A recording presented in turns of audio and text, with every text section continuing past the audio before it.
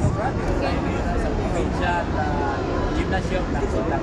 Kasama natin ang isang kasama natin empleyado ng provincial hospital na si Dr. Nor.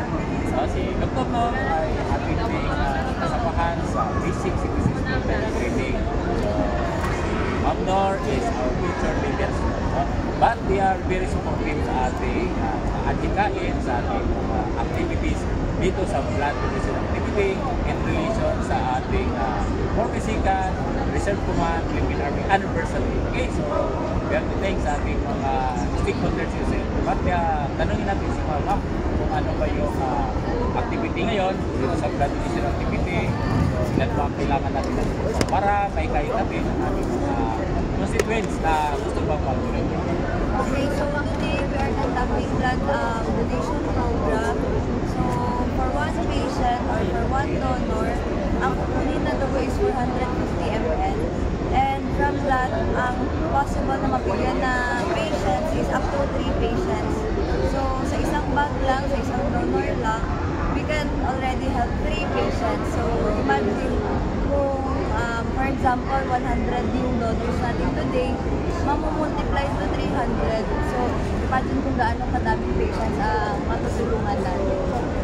Maganda pala mo. Akala ko 1 is 1 lang yan. So, ngayon pala nalaman natin na isang tubog mo, pwede up to 3 patients ang matulungan mo.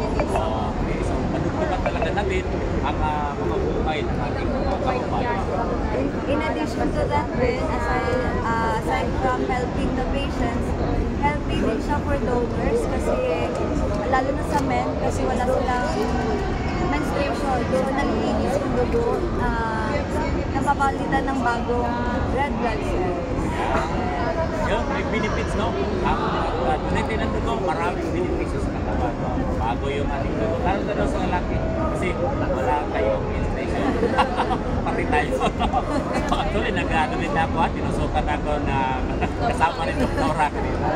Masakit, pero kahit masakit, masarap ang feeling. Bang, tayo ay nakatulong sa ating okay, si Mami is ang ating patriotic Filipino citizen na nandito, tulong kahit na meron si trabaho. Pero nandyan pa rin ang time niya para at least makaparticipate sa activity. Okay, thank you.